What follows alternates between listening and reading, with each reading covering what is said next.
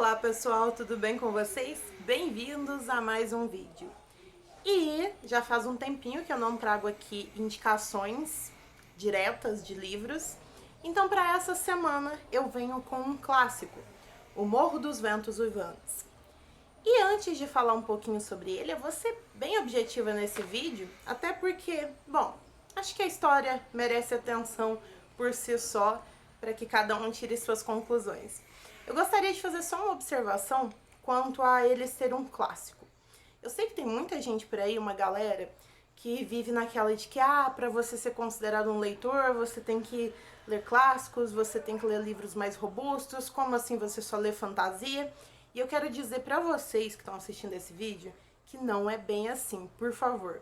A leitura, antes de mais nada, ela deve ser prazerosa, ela deve ser satisfatória.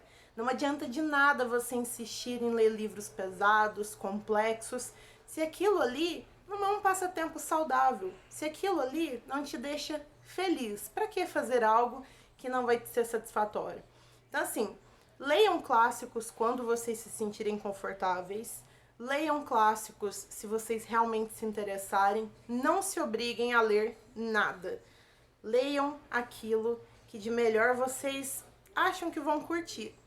Eu, por exemplo, quase não leio clássicos, verdade. Aí lá vai o papo, né? Nossa, jornalista não lê clássicos, como assim?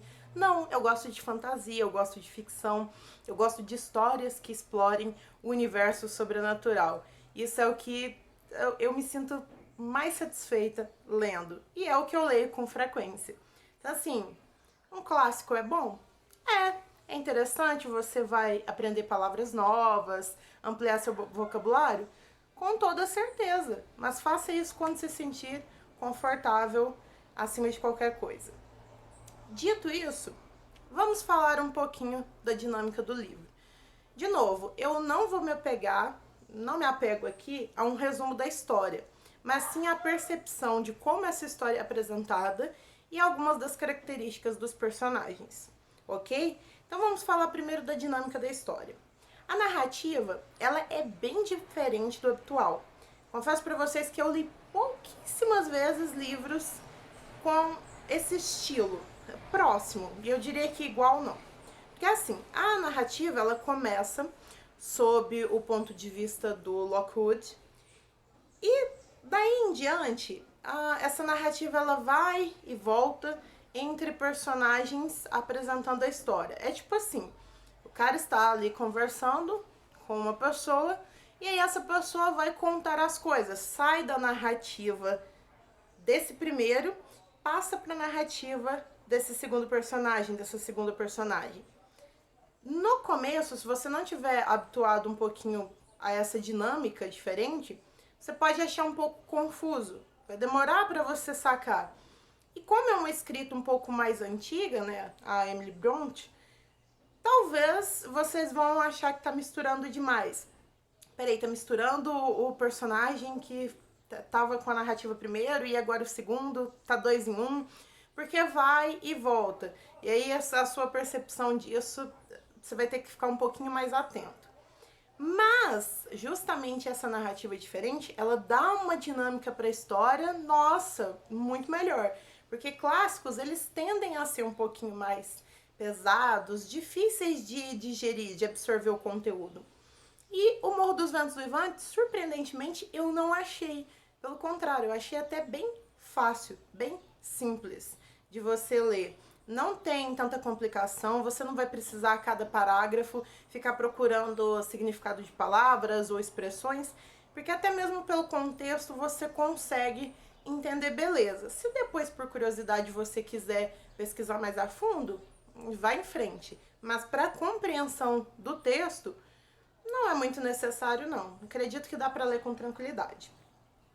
Agora, falando dos personagens. Gente, foi a primeira vez na minha vida que eu li uma história, um livro, em que eu não consegui ter um personagem favorito. Porque os personagens do Morro dos Ventos Uivantes, eles são aqueles em que não dá pra você sentir muita empatia. Porque às vezes você vai ser apresentado a um personagem, e é o caso do Radcliffe, que é o protagonista, Você vai ser apresentado a ele e vai ver que ele em vários momentos sofre, sabe, situações ali bem complexas, difíceis, é tratado de uma maneira desagradável por alguns outros personagens. E você vai pensar, nossa, coitado, né? Mas logo em seguida você é apresentado a situações em que ele age de maneiras tão desprezíveis que você fala assim, não, não, esquece, esquece. E a Catherine, que, caramba, ela consegue ser tão desagradável quanto.